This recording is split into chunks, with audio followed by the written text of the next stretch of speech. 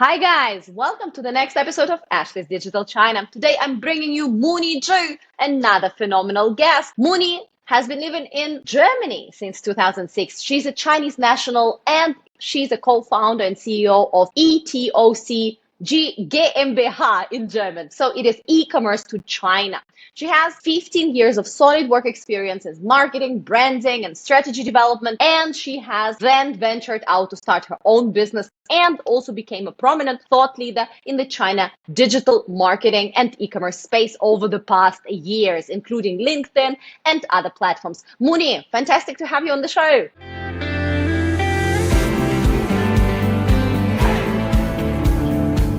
Thank you very much too for having me today.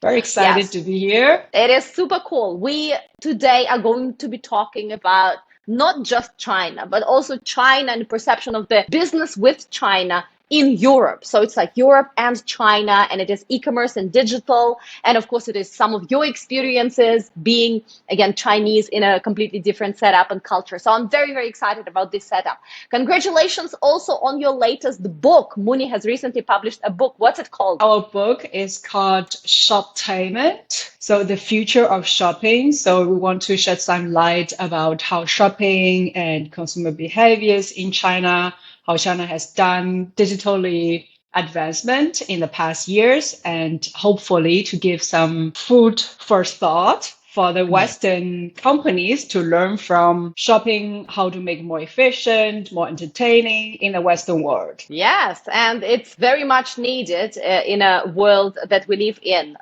Everything is changing so fast. Shopping is not just shopping, it is indeed entertainment. And of course, in some of these areas, including the future of retail, China is ahead. So let's learn from each other and ultimately build a better world together. The first question is really about you. Tell us more about your story, your journey. How have you actually gotten in this China e-commerce sector? Yes, with pleasure. So, my name is Moonie, right? So you just thanks for the introduction. I'm actually Chinese. So I was born and grew up in China, and I moved to Germany almost 20 years ago. So I feel very privileged actually to have gotten the opportunity to live in both countries and cultures with so many years and deeply integrate into both cultures. I kind of combined my background, my knowledge, my expertise, which I've gained in both countries together and built this company eTalk almost 7 years ago. Because, as I was coming to Germany, I moved to Hamburg, which is arguably the most beautiful city in Germany, at least from my perspective. People who know about Hamburg know that it's a harbor city. There's at that time, 1/3 of the container are coming from China, right? So I thought that, oh my God, what a huge opportunity. Since then, I actually always wanted to do something between China and Europe, to become the bridge, to bridge those both cultures, because I actually understand them both deeply. So that's why I started actually to build this business also because I saw the great opportunity about e-commerce developing in China. The cross-border e-commerce has offered a lot of opportunities, made it way easier for international companies to enter into China. So I just, kind of took the initiative, grabbed the opportunity, and built my company since then. And This I is the way, cannot be more building happier. bridges. And I know that you started in the corporate world, right? You worked in Germany in the corporate world for some of the German retailers and German brands. And then, as a step up, was to set up your own business and support various small and medium-sized enterprises and brands from Europe to go to China. So this very cool proposition. So right now we are in 2024. And if this was the, kind of the story of 2019, everybody would be like, yeah, great business. I mean, China market is growing. Consumers are crazy. Everybody's just spending money. Everything is my.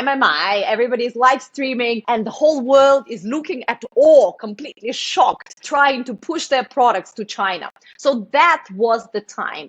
Right now in 2024, we're definitely in a slowdown. The consumer sentiment is down. There's a lot of geopolitically infused and induced negative news about, China, and Europe right now is, putting tariffs on various Chinese products, including EVs and whatnot. So in this current economic situation, do you still think there are opportunities? And what do you think about the current state of affairs between the two markets? Yes, absolutely. I think you summarized it pretty well. There are definitely opportunities, but there are a few hurdles for sure, right? So the Chinese economy, like many others in the world right now, has seen its share of ups and downs lately, which has made some business a bit hesitant. But if you examine the situation more closely, it becomes evident that there's still, significant potential for international companies. So we stay very confident about the situation.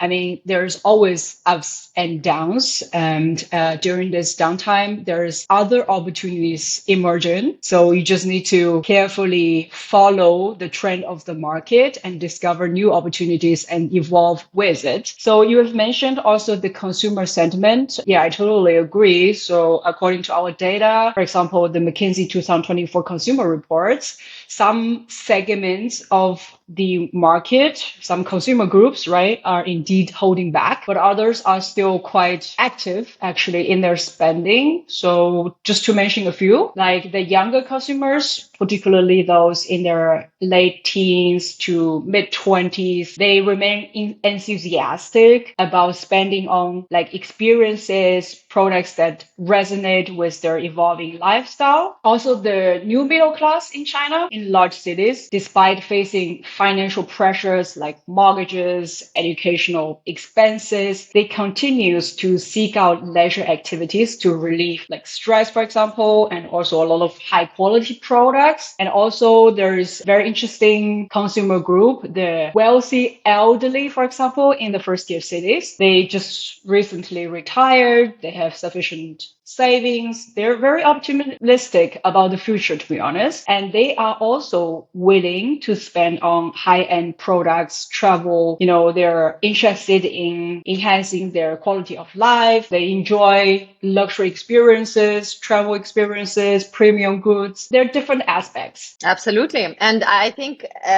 it is always an opportunity when the markets are down. The question is only whether the size of the price, right, or that effort that you need to invest in the market is worth it. And right now, indeed, it's not only the Chinese consumers that have a little bit of a confidence crisis. I think the world has a little bit of a confidence crisis when it comes to China. So I was chatting with a friend of mine recently, and he said, the large companies, the big multinationals from around the world, be it the US or be it Europe or other parts of the world, they are in China and they are doing things that they need to be doing. But who is most impacted? Small and medium-sized enterprises, because they really lost that confidence and they don't feel that they are prepared, that they are ready to invest enough.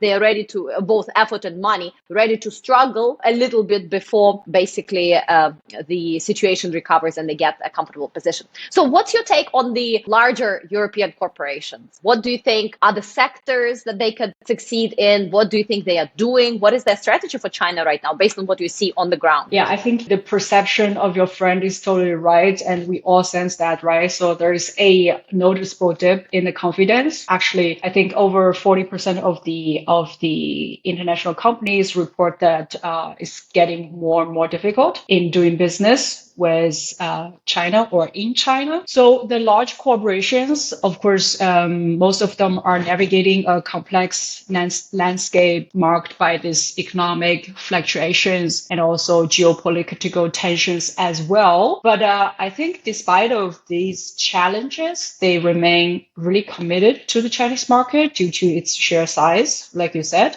and also, of course, potential for growth. They definitely have shifted their focus. They are increasingly focusing more on innovation, localization, digital transformation to stay competitive. for sure. So for example, industries such as like infrastructure, sustainability, digitalization, they all have shown substantial opportunities as China, of course, continues to urbanize and advance its sustainable development goals. Multinational companies or large corporations, they're honing in on high quality development, innovation, carbon neutral goals, because they are all aligned with China's long-term strategic objectives. For example, reducing carbon emissions, promoting green technologies. I think large corporations are definitely, without being hesitant or scared off by those challenges, they're shifting their focus, trying to evolve with the market development and also aligned with the government policies for sure. Yeah, we're seeing a very similar thing. I think everybody right now sets up research and development centers. It's super fun. Earlier this month, I was looking at some data from Shanghai, just one city of Shanghai. So in June, I believe it had like 975 multinational headquarters of multinational companies in Shanghai, and a few hundred research and development centers. I think it was nearly 600 research and development centers. And then the next month, which was July, they added another 15 or 20 headquarters and another 20 or 30 research and development centers. So what does it say? It tells us that big companies are still viewing China as an important market for both. Yes, manufacturing your products. I mean, China has around 30% of global supply chain concentrated in the country. And the quality, it's not just the cheap manufacturing. China wants to move out of the cheap manufacturing. But it is really all about the fact that you have highly qualified people. You have really super integrated and digitized kind of supply chain, etc. So all these companies come from manufacturing. They also come to sell their product as a market. But beyond all that, a lot of them come and they open R&D centers to prepare for the future. Because if it kind of works in China, if we can test it out in China, if we can innovate together with the Chinese, be it ecosystems or other network partners, this has some impact on the world. And it's not only tech. There's a lot of F&B companies that invent new flavors. There are cosmetic companies that invent new colors and ingredients and whatnot. It's really, really fun what's happening there. But of course, for smaller companies, it's difficult to participate in such opportunities. So what shall, in your view, small and medium-sized companies do? Are there opportunities for them in 2024, 5, 6, and beyond? What's your take? Definitely. I mean, for their small and middle-sized SMEs, right, the landscape is different, but actually no less promising. So there are numerous opportunities in China. So you have to find the industries that align with the current market demands. Because China, like you said, is push to move up the value chain to create, create openings in sectors like industrial robotics, transportation equipments, agri equipments. These industries are benefiting from significant government support because China seeks to modernize its manufacturing base, as you said, right? Reduce its reliance on the low-end manufacturing. So there are different kind of sectors. We see a lot of potential. It's just, the market is developing so fast. So every 2-3 years, there's different industry sectors just surging up, and you just really need to follow the market trends. For example, there are different sectors like biopharmaceutical sector, like healthcare sector. Everybody knows that the aging problem in China, right? So the healthcare sector, if you are, playing this sector, is definitely huge potential. We also do see there's strong demand still for the fast-moving consumer goods. It's just you really need to find your niche, because we have observed the particular need from the Chinese consumers for very segmented professional niche products for specific use. So they all move away from this all-in-one solutions, right? In different kinds of industries. Actually, we have observed this trend across different kind of industries. So they want more professional solutions, more segmented, more niche solutions to apply for their high quality life requirements. There's definitely a lot of opportunities still for small and middle-sized companies. I think when you look at the numbers and you look at the big picture, primarily European Union is actually exporting to China, let's say last year, primarily vehicles, motor cars, medications, and other machinery. Places like Germany, right? A lot of machinery, a lot of automobiles, a lot of that stuff stuff. But right now, EVs, I mean, we've all heard, right? All of the automakers are shocked. Beyond EVs, there's also some heavy machinery that China right now learned to do. So basically, Europe needs to change a little bit its relationship with China when it comes to international trade. When we look at the trade itself, it has been, EU has long had a surplus with China. So the surplus was, I believe, more than 14 billion euros just last year. What do we sell beyond the cars and machinery? As you said, FMCG, right? It can be some brands, but Europe does not, compared to, again, China's very vibrant market, does not innovate fast enough for the Chinese standards. So that is why a lot of European companies coming in also are kind of trying to do local innovation, or they're bringing really cool kind of local flavors. For example, right now we all know durian, right? It's popular. There's durian perfumes, there's durian flavored coffees, there's durian in everything today. So stuff like this. Besides that luxury, of course, Europe has tons and tons of luxury brands that actually are still kind of in demand in the country, but luxury is also quieting down right after the pandemic because it operates in cycles. And then tourism, right? When it comes to luxury and tourism for Chinese customers, specifically, related to Europe, do you have any insights or cases, or do you think these industries will still continue being attractive for the Chinese, either travelers or consumers themselves? Yes, for sure. I know that Chinese tourists are known for their significant spending powers when they travel abroad, especially in Europe, right? And we do see that international travel gradually picking up again. So there is definitely a clear opportunity for businesses in hospitality, luxury goods, cultural experiences. Actually, in 2023, I think about 87 million Chinese travelers went abroad after those border restrictions were lifted. This year in 2024, it will grow to 130 million. So I do think that the tourist related business will pick up quickly again. Have you already seen any positive developments? I've just come back from Europe, and I must say in that part of Europe where I've been, there were some tours, but you can definitely see the difference in numbers, what it used to be, what it is. But have you seen any positive developments? I think it's still picking up, on their way. I actually attended a conference this week in Frankfurt. So a lot of people, they had this tourist business before. For example, they just designed or developed products just for the tourists in the past years before COVID. And this hasn't been relived again yet. But they do see that, more and more Chinese tourists and so also business exchanges are happening again. I think it will pick up quickly, as you know, that, how quickly the Chinese are, We do see that at the moment. I think the APAC regions are still the primary destination for the travelers if they go abroad, but Europe is definitely picking up again quickly. So if there is the SME that has specific physical product, be it a bag or a shoe or a cosmetic brand, and they want to expand to the China market, what do you think are the right strategies in 2024? What would you recommend them to do? That's a really good question. So normally, if you take a look at different categories and when we analyze those data, you will always see that, of course, the large international corporations normally dominates the market because, of course, they have deeper pockets, larger marketing investments. But we do see a lot of potential for those smaller niche brands to succeed in China. Actually, we really like those middle-sized, smaller-sized companies who are focusing on a certain niche,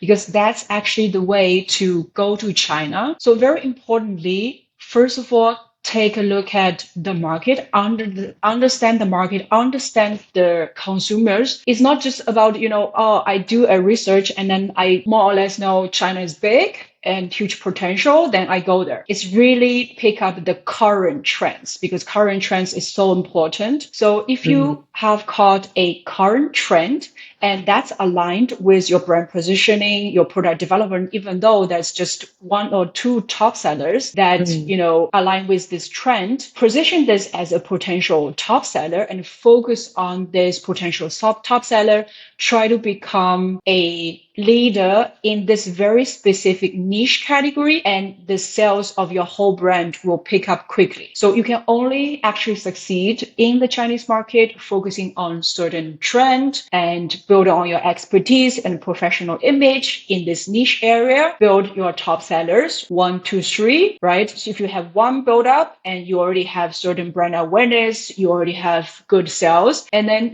build on the success. Try to launch more top sellers. When you have 3 to 5, you are a huge success. You don't have to cover it all. You just need to succeed in a certain niche area because the market is big enough and you will make very, very significant sales and, be very successful, even way bigger than in your home market in most cases. And when it comes to selecting the niche, do you have any specific cases or examples of a specific industry where, just to demonstrate, where somebody went for the niche? What does it mean, a niche, right? And then achieved a certain level of success? Yes, for sure. So I just want to mention some of the niche areas or some industries that are pretty hot right now. Let's say because there's this Made in China 2025 initiative, right? It's a really clear signal where China is going. So if you are aligned with this, that you are launching products with, like, say, high tech, high innovation, like in industrial robotics, advanced IT systems, of course, there are like huge opportunities there. Healthcare, I just mentioned also before, but there are also a lot of like consumer goods, luxury goods. You also mentioned, we mentioned before, China is just, the biggest luxury markets, still very, very strong. But among different kind of consumer goods, which are relevant for most of the industries, I think using e-commerce to, try and social media, try to discover your need and also try to pick up a trend and play in a niche area. That's opportunities actually for most of the SMEs. Yeah, we do have observed a lot of niche brands who have succeeded in the market. I actually just had a presentation this week, as I mentioned. We were focusing on the cosmetic and home care area. So I brought 2 cases, for example. There's one, actually a very small New Zealand laundry care brand, Licosal. If you Google it, actually you don't find that much marketing materials, that much information about this brand, because I think this really, really small, to be honest. Not many people know it, even though people who work in this industry don't know this brand from New Zealand. And they just, identified this market trend about, say, Chinese consumers are moving away from this all-in-one solution for their laundry care. They need to find specific solutions for specific materials and stains for their clothing. So what they have focused is that they have launched a underwear detergent, specific for underwear, and built it up as the first step, top sellers. After 1 year, they just became the category number 1 on Tmall for the specific products. And they have developed into the fastest growing brand in underwear detergent. And then they build on the success, right? So, and, if you check their marketing content, you will find out that they are trying to be very, very professional, and they claim they are plant-based, they're really safe, and they use high quality ingredients, which are all very important, and they're experts in several certain areas. And then they've launched products like a floor cleaner and another top sellers afterwards. And then they focused on building those top sellers and become number 1 again and again. So at the end, now, after 3-4 years, launched their product into China, enter into the Chinese market. They have reached almost 40 million euro sales per year. So which is really, really good for a really small niche brand. Yes. Absolutely. And it's just from one market. We're talking about just from China. Exactly. But there are also, like cases that fell, right? For sure. I think everybody was aware about the brand Perfect Diary, right? So this is very famous cosmetic brand, a Chinese brand, which were massively successful in the market in the past few years. It went even public, the headquarter, the mother company of Perfect Diary. Yeah, it's an e-commerce. Because of the success of Perfect Diary, they went public and, has on the US stock market in 2020. So it was massively, massively successful. But now today it has become a negative showcase. It all happened so quickly, actually, because their rapid success was not sustainable, to be honest. And they were really, really aggressive with marketing, with influencer partnerships, but then they actually wasn't consistent with their product quality. So the loyalty to this brand wasn't genuine because it was highly driven by the marketing measures, the KOLs, the live stream, all of that. So the stickiness of this brand needs to come actually from the product itself as well. But it wasn't sustainable. So very quickly, actually, this year, their stock price, I think in 2022, it was over 25 US dollars per share. And now,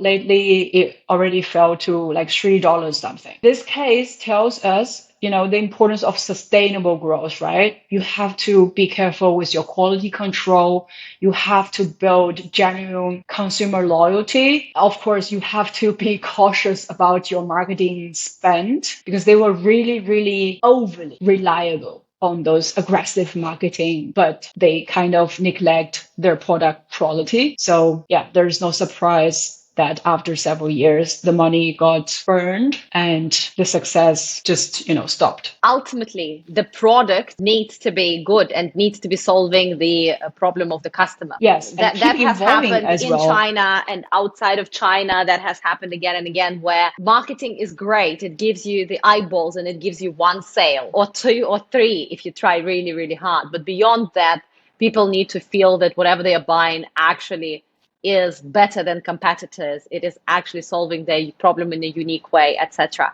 And yeah, Perfect Diary. We don't know whether it's dead yet or whether it will recover. There's been some amazing comebacks. We all know the Luckin Coffee, right? Where these guys Exactly. launched the price war. Then they went on to cook their books. Basically, honestly, like lie and cheat in the financial side of things to pretend that they are bigger and stronger than themselves. Everybody thought Luckin was dead. And right now, Luckin is having the second spring in China with their CEOs changed. But the CEO of Luckin went on and created a different coffee brand that is also right now coming up and fighting for kind of supremacy and success. So again, marketing is great. All these kind of attention grabbing techniques are important to have, but we shall also ultimately focus on the quality of the brand. There is another example. Mixue is the lemonade brand and the brand of ice cream. It's a little bit like Dairy Queen, but the Chinese version. Yeah. So that one is developing, like growing so fast. They have franchise. They have like 30,000+ stores across China. They exited from China. They have, distribution kind of, well, not distribution, but franchising plots all across Southeast Asia and maybe even the world. But the quality of that ice cream, sometimes I wonder if you ever tried, you know what I mean? So I think as a franchising model, Mixue is doing great. Sometimes their marketing is also great, but ultimately, we also need to make sure that the quality remains outstanding. Okay, fabulous. When it comes to looking ahead, what are some of the emerging trends or developments that you see that will be relevant in the next 2 to 3 years in relation to China and EU? Yeah, looking ahead, I think there are several promising areas in China. I think one significant area is what we mentioned before, the advanced manufacturing, right? So China's Made in China 2025 initiative definitely, is a clear direction. China is determined to become a leader in high-tech industries. So sectors such as IT, robotics, aerospace, new energy and advanced materials are definitely sectors are going to grow quickly. So e-commerce, I always say, is always growing. Well, in the last years, it has grown a little bit slower than before, as you said, right, in 2025, those years, but still it's growing annually very fast. And this is the opportunity that European companies needs to use for sure, because actually in China, even though that you are focused on the offline business, right, you need to use this digital ecosystem to reach your consumers, to communicate with them. Now we never actually do marketing just online or offline. It's called online merges offline, omni-channel marketing. So use those digital ecosystem, all these advanced tools, these platforms to communicate, reach your consumers, to communicate with them, talk to them, understand them. There are so many trends on the social media to be commercialized for sure. And I also want to mention that sustainability is gaining strong momentum in China. And this is where the expertise of the European companies or international companies lie, right? So they can really, really excel in this area, right? China pushed towards green manufacturing, clean energy, So this is the area that international companies or European companies could think of how to work with them or bring better ideas into the market to succeed into the market. So for sure, yeah, there are different kind of areas. And we also see like training, education are really good battlefield. I think European companies can offer different kind of services, how to like management practices and project management, even though software skills, bring international standards. All of those are good opportunities. Absolutely. And if we talk about collaboration between the two markets, another important point might be the Chinese companies going global. So right now we see, of course, the tech, right? We see EVs and we see some of the electronics, but we are going to see more and more FMCG brands, and we're going to see more and more services as well. And previously China, when they were going global, it was all about, oh, let's go to North America, let's go to Europe. Right now, given the current also geopolitical situation, given the current setup, right, a lot of the expansion markets are Southeast Asia or Latin America, but Europe is still on the map. So there will be more and more Chinese brands and interesting brands and products coming into European market unless something crazy happens and there's a lot of prohibiting tariffs. But I think that's also an interesting spin and development. And I would also love to dig a little bit deeper into what you said. The opportunities to collaborate has a lot to do with the e-commerce, right? With the fact that we can still do a lot of cross border. So the book that you've co-authored on Shopatainment in China, you have a chapter in the book, chapter number 5, which basically explains how does shopping become entertainment in China. Can you briefly tell us how did this phenomena actually happen? First of all, I would like to shortly explain what is then shoptainment. So shoptainment basically says shopping is not just, action of buying stuff. So in China, shopping is about experience. Shopping is about entertainment. So shopping is actually fun, right? So you actually don't just buy stuff. Like in Europe, I think most people know that if you want to purchase something online, you do some research, you do some search actually, right? So either you go to Google or you go to Amazon directly looking for the products.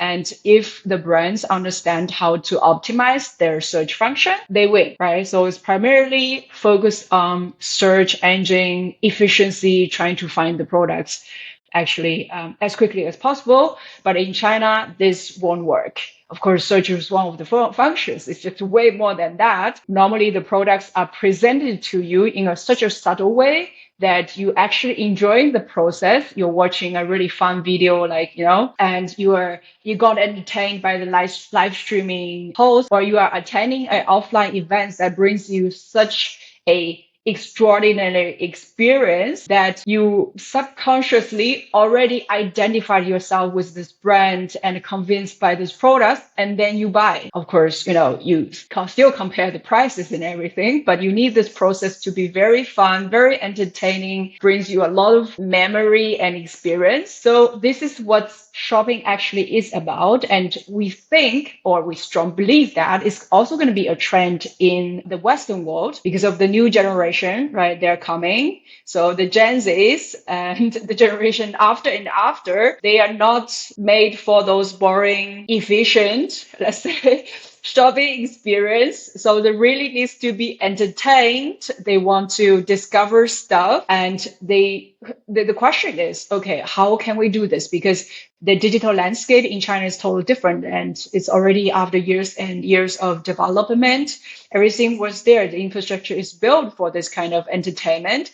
And in Europe, I presented a lot of times about Shopatainment.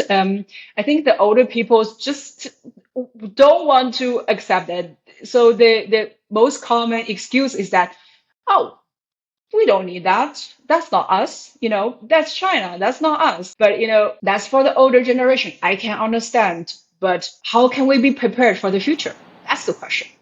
It's So coming. So, that's why we and wrote the book. and what's happening in Europe? I know that one of the chapters of your book also talks about how has Europe so far tried to experiment with shoptainment. What is the current state of affairs? Yeah, exactly. Like, I think everybody observed the development of videos, like, led by TikTok, how popular TikTok is getting all over the world. So short videos is one of the strongest trend in China and also become one of the strongest trend in Europe. But still, videos and how video is consumed, how the quantity of videos are used in marketing and everything is still not comparable, right, to China.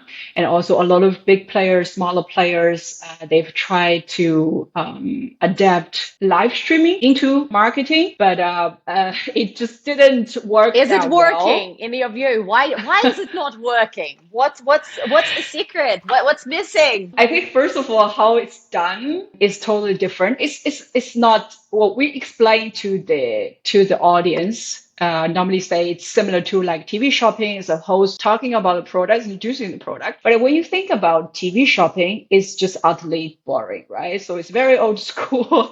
Sorry to say that, but that's true. But if you watch live streaming in China, right, it's so entertaining. There are a lot of engagement methods built into this session, right? You can just give presents, you can, chat with the host, and of course the hosts bring very exclusive discounts and everything. So it's a whole package, to be honest, right? And also let's say the willingness to accept this kind of shopping experience is totally different. So I see that how involved, even though the generation of my parents into short videos, into live streaming, and if you never see this in Europe, right? Older people, they don't watch those short videos or not that much.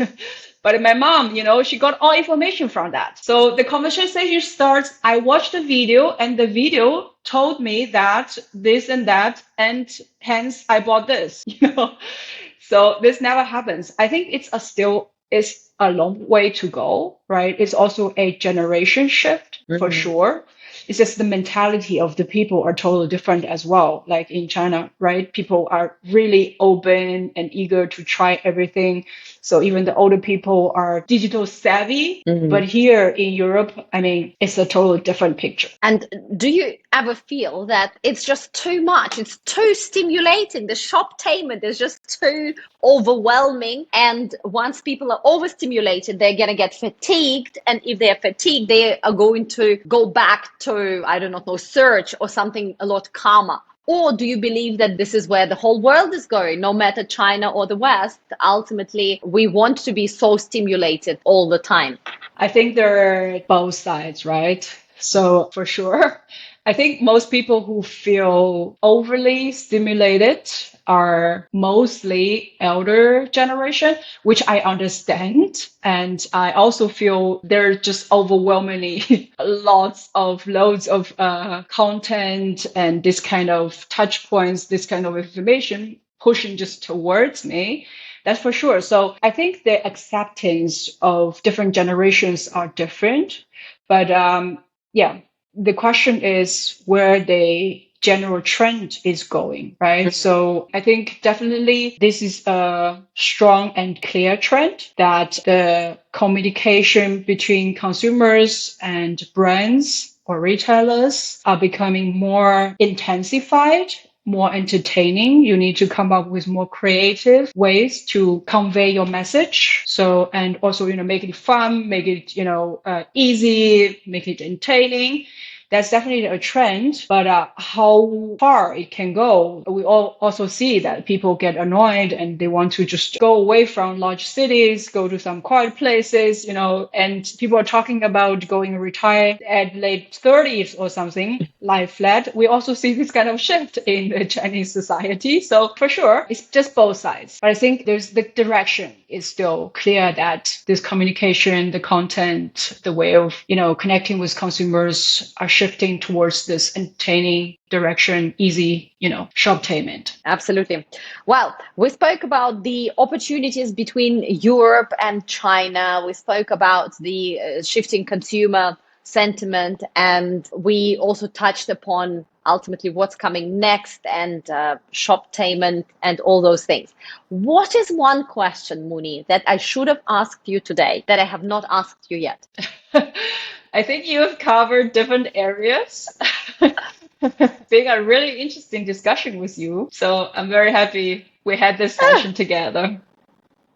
Very And thank you cool. very much also for contributing into the book as well. So I think it did bring a lot of very, very valuable insights. You really have a very comprehensive understanding about the market. Of course, everybody knows, right? But still very, very professional. I think it just gave a lot of more added value into the book. So thank you very much. Thank you. And guys, do check out the book. We're just shamelessly plugging the book. This is not a sponsored post, but we are shamelessly plugging the book. Very cool. Just a little bit because it's interesting. It is interesting and it is important, something to prepare for and something to look. Some people look forward to it and some people look at it in fear, but ultimately it is coming, right? The tech revolution, and right now, especially with AI and integrated smart devices, and the fact that our ultimately XR reality is being built and new ways to work and be productive and study and get entertained and, of course, purchase, it's all coming. And if we think that things are very far away still, maybe 15 years away, we are wrong. It's much closer. So that revolution is kind of building on top of that little hill that China has already climbed with the new examples of customer behavior, consumer journey, and ecosystems build up. So there's already a hill, and right now the huge wave is coming to bring us elsewhere. The train has departed, guys, when it comes to the future of retail, to the future of commerce. It is all happening right now. So stay on top and, of course, keep your hand on the pulse. Read about it. Go to China. Go to places that are pushing boundaries, not just the Western world, but places like China and India and the others. And ultimately, we're building a joint world together. So let's learn from each other, not just one way. Let's learn from each other and build this world, very tech powered, very scary for many, but this new reality together. Moonie, what is the best way to contact you for those that want to submit their brand into the management of one of your companies? Moonie has a TP, which is a Taobao partner, and a marketing kind of arm integrated in their ETOC. And also, if you guys are interested to visit China on a business tour, Moonie's company organizes a few times a year a mixed group of entrepreneurs coming to see China's innovation and China's basically business reality. So, Moonie, what's the best way to connect? So definitely you guys can find me easily on LinkedIn, right? And also our website is ecommerce2china.com. Very easy to remember. Just put all those words together. From there, you find all the informations and you can reach out. We have offices in Germany and in Shanghai. So just reach out and we will set up a meeting either for a casual chat or talk about business, or you are interested in understand some of the programs, just call. Absolutely. And do find her and do follow her on LinkedIn. She publishes several times a week tons of content about the China setup, one of the top China digital influencers in Europe on LinkedIn, I would say. So thank you so much for spending this time with us. We have covered Europe and China, and we will continue building bridges together. And thank you guys for staying with us for this hour. We are going to continue bringing you amazing guests. So stay tuned for the next episode of Ashley's Digital China to come. Thank you, Ashley. Have a nice day, guys.